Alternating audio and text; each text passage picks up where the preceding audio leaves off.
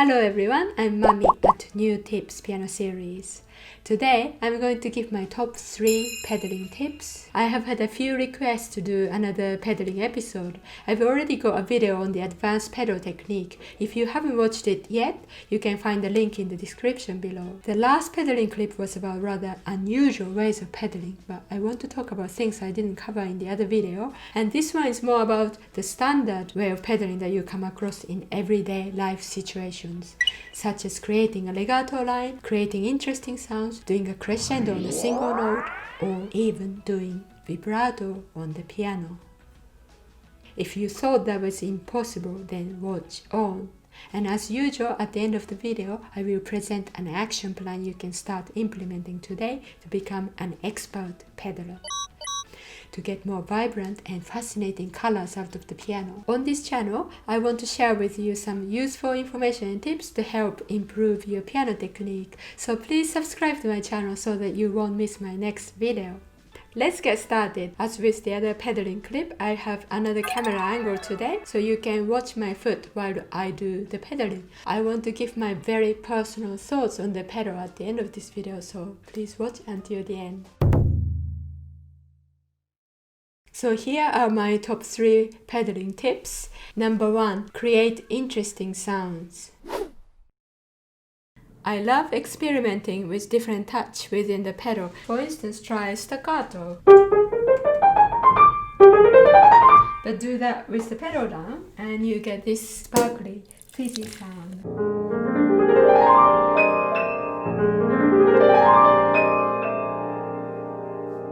Or something like this. If you pedal through the whole passage, it's quite boring. But what about no pedal for the first triplet group, and then you start pedaling from the middle of the phrase? So compare it with that's the whole way through, and then it suddenly becomes more slippery and fish-like. Sashimi, which is still wiggling on the plate. Mermaids sashimi. Or what about starting off with the pedal down and gradually reveal the truth?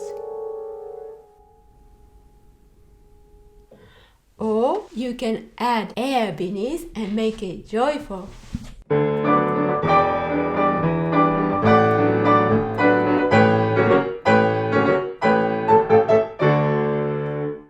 The pedal helps you create a variety of sounds, a broad range of tonal color, and that is what is exciting about playing the piano, doing so from something black and white. So the first tip was experiment with different touch while the pedal is down. Try staccato, touch with the pedal. How much pedal do you want? Do you want to add the pedal from the middle of the phrase or from the start? Tip number 2, the pedal is not wasabi. Surely, the single most important feature of the pedal is to create a legato line, helping the piano to sing. You often hear pianists talk about practicing without the pedal. I've had lessons with many teachers in my life, including playing in masterclasses, and I remember one of them telling me that. He said, make sure it sounds beautiful without the pedal, and then when you add the pedal later, it's absolutely gorgeous. Actually, I don't believe in that practicing without the pedal first and then adding it later. It doesn't work. Don't treat the pedal like wasabi in sushi. It's not something you add it later to give it a kick. I will explain exactly what I mean using an example from the repertoire. The reason is that you physically move in totally different ways when you have the pedal on or when you don't. Your fingering would be different, your gestures, the phrasing would be different, and you can separate pedaling from these things. Let's have a look at the opening of this famous piece, Chopin's Ballad No. 3, to show you why I don't agree with this adding the pedal later business. Have a look at this fingering. This is a top secret fingering given to me by Christopher Ayrton, and it goes... This is simply a mad fingering. You wouldn't come up with this kind of fingering in a million years if you're not using the pedal. Normally, you might do this kind of fingering. Or nicely connected with the fingers alone without the pedal. Now add the pedal to this.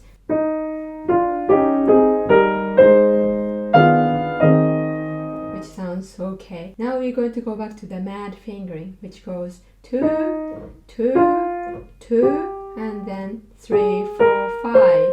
No way of connecting with your fingers alone. Now listen to this fingering with the pedal.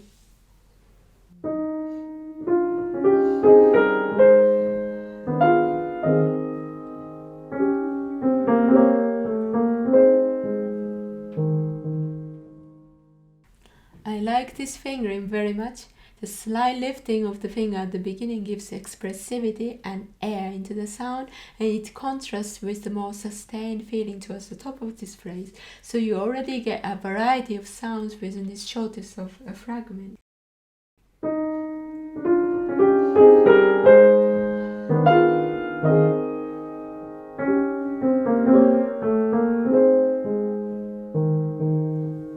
You often get a better legato line and physical freedom if you rely on the pedal to do the connection rather than forcing the connection with your fingers. I actually had a few more examples to show you, but I think the video is getting a bit too long and I want to show you how to do crescendo and vibrato on the piano, so we're going to move on and I'm going to make a separate video for those demonstrations.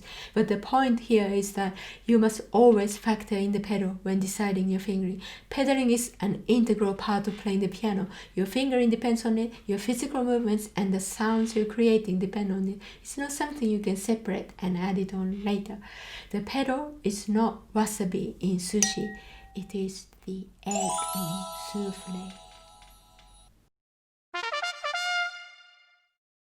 Before talking about doing crescendo on a single note, I want to talk about using the pedal when you want to crescendo generally. The pedal is such a useful thing. What I'd like to do here is use a minimal amount of pedal to start with, and as it goes on, I add more and more.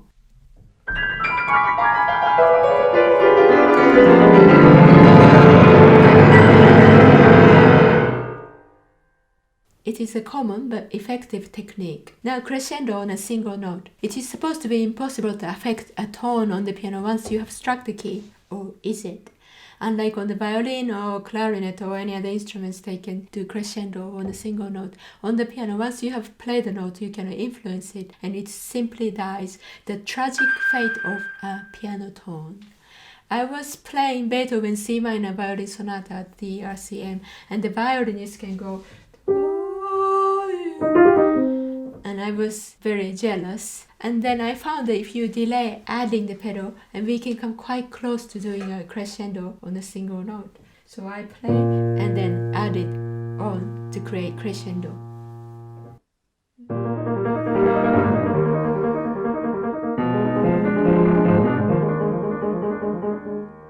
My husband calls it wishful thinking. But it does momentarily increase in volume, I'm quite sure of it. And of course you can help with the accompaniment figure. I want to quote Alexander Kelly, crescendo, the growing of love, which I thought was really lovely. Now, do you know how to do vibrato on the piano? Put the pedal down, play a note, and shake your head vigorously. There you get vibrato.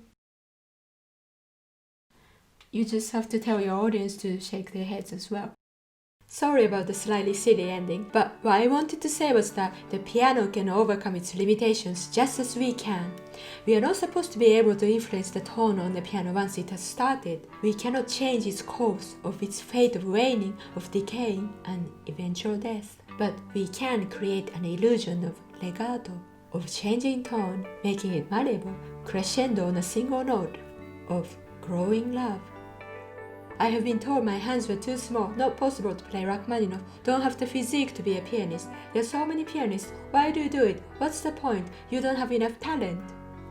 But because I'm stubborn and stupid and romantic and deluded, I carry on nonetheless, and if you stick to it long enough and we begin to see its course changing, just like the piano tone can overcome its limitations and create illusions in such a way that changes the way we see the world. And the strength to which we stick to the illusion or delusion, that is what matters in the end, with a bit of help from the pedal. Today we have talked about what you can do with the pedal. You would use a different fingering when the pedal is added, so don't add it later, but always treat it as an integral part of fingering. phrasing and physical gestures, and experiment with unconventional fingerings if that gets the sound you want. We considered that even with the pedal down, the touch and articulation, how your fingers approach the keyboard affect the character we create. So experiment with different touch with the pedal down. And then we discussed how we might use the pedal for the crescendo effect, even on a single note. I hope you have enjoyed watching this video. If you have found it useful or interesting, please tell your friends or share on social media. And if you haven't done so already, please subscribe to my channel so when there's a new video uploaded, you won't miss it. I'm very happy whenever I get comments, so please comment below. Thank you for watching and see you next time. Bye!